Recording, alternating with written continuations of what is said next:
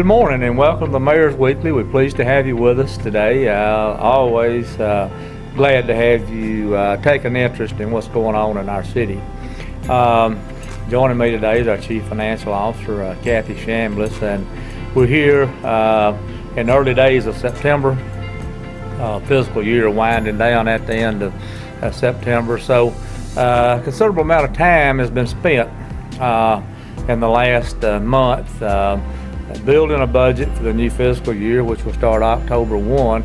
At the same time, looking at where we think we'll end fiscal year 2020. And it goes without saying that 2020 has been a challenging year in many, many ways. And we started the year with optimistic views as to what could happen in our city, and then along comes COVID and other issues that really has challenged our city. It's challenged cities across the country. But I'm pleased to tell you that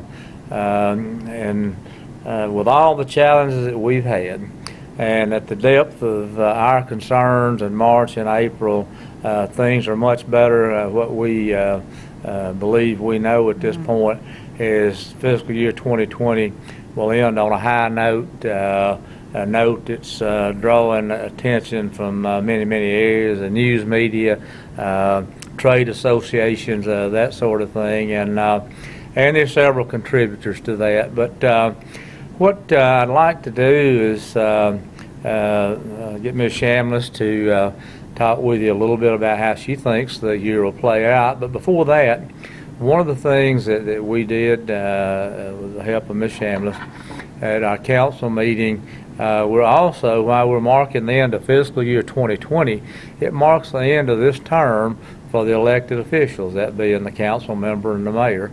And we thought it was in order to pause, look back where we started, what we've been able to do from a financial perspective during these 4 years, and Ms. Chambless may touch on that briefly, and but if she does not, what I would tell you, if you will look back at our city council meeting, you'll see a summary of the things that have happened. I learned early in my political life, I won't say career because it's not a career for me, that you can't make everybody happy, and that's certainly true. But I think, and not because I'm a part of it, I credit our people for it.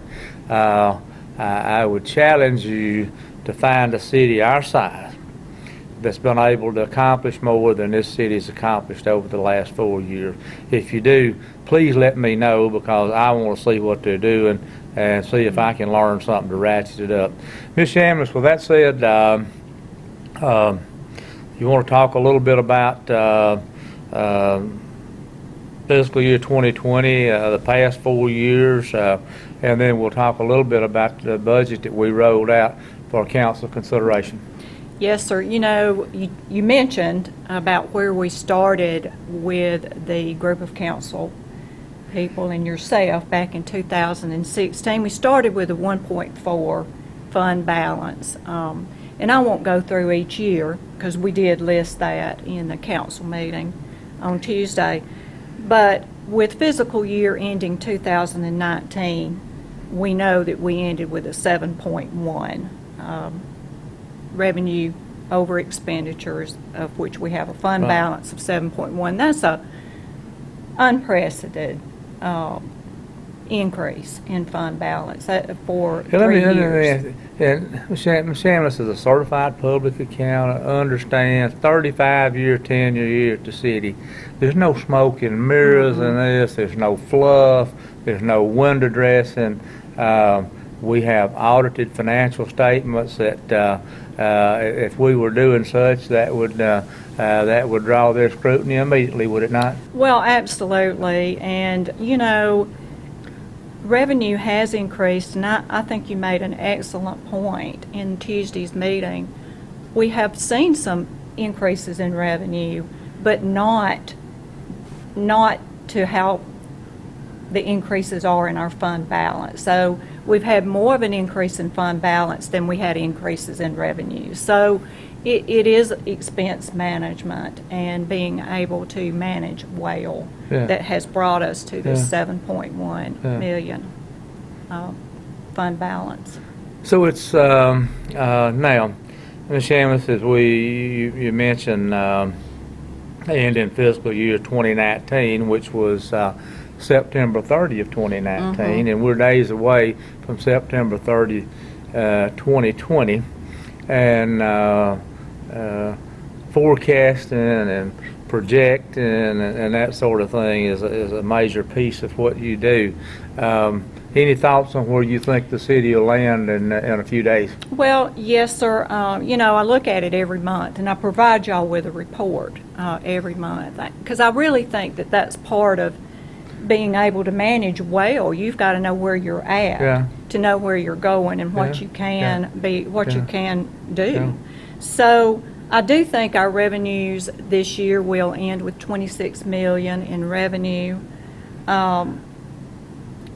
That's going to be about a 2.5% increase in sales tax. And Mayor, that is really a good year considering 2 to 3 months that businesses were closed. And so we've had an exceptional still year in sales tax growth.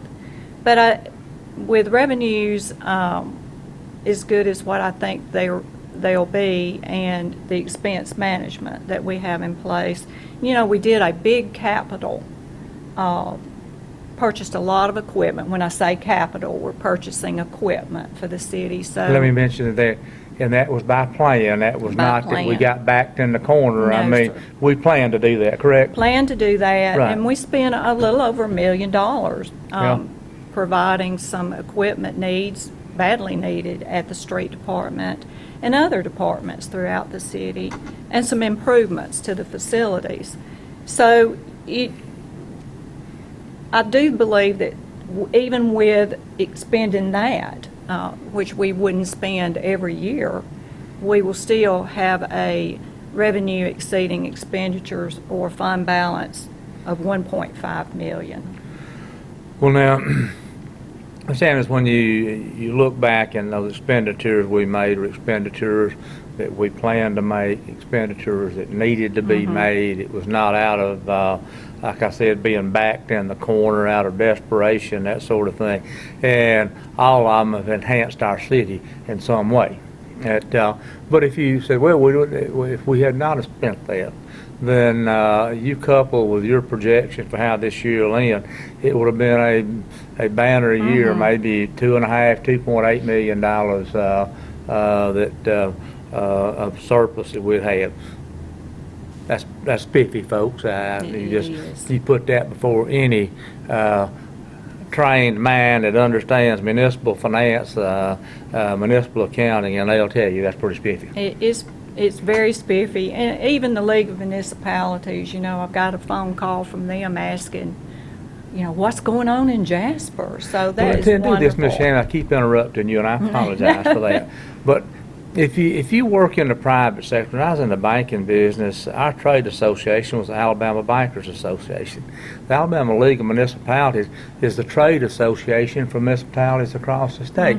We pay dues to the tune of about $6,000 a year. We get free legal research. If you have issues that are facing municipalities, they lobby for us in Montgomery at the national level, that sort of thing. So when she says League of Municipalities, don't think that's some minute organization down here that's working out of a dark room. It's the most high-profile representative of municipalities in the state.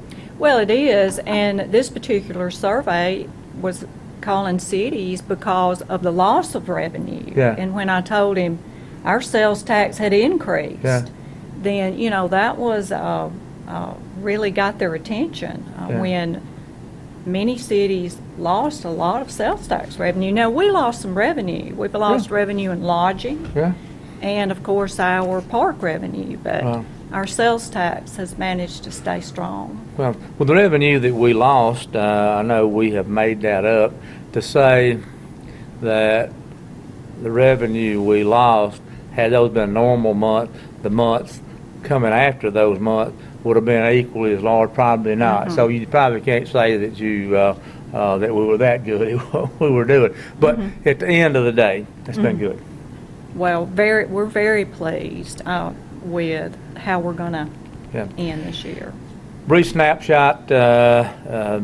We rolled out a proposed budget to the council members on Tuesday for the upcoming year. We put into place and I'll go through it, a very simple format for evaluating the budget. We put that in 3 years ago, where our council members can go through.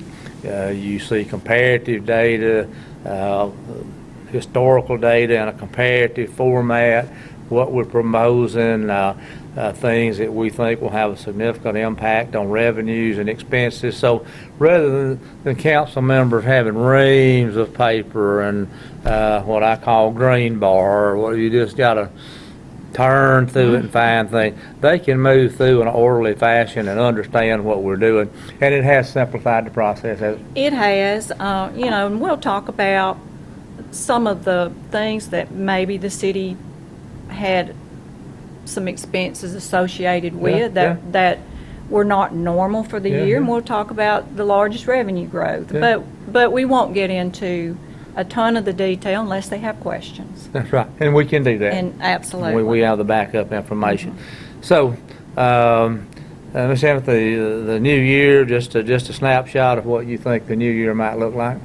I think 2021 is going to be pretty much like what we've done this past year. I'm going to go ahead and project $26 million in revenue. I always try to have that a little bit conservative because it's really difficult to know what your economy is going to be like a year down the road. And we don't know what COVID's going to do to us. And we still don't know what that's going to do. So we're going to be conservative with that projection. We're going to increase the expenses some, and I still think that we'll end up with a good year next year. I'm going to go ahead and say with a fund balance of a little over $1 million. $10 million. Fund balance, for that year, for the year. Right, and getting close to $10 million should we be successful in that. And Mayor, we do have a little bit of we budget expenses. We normally are going to come under what we budget those expenses to be, and that's by design. But you never know when you might have a major storm.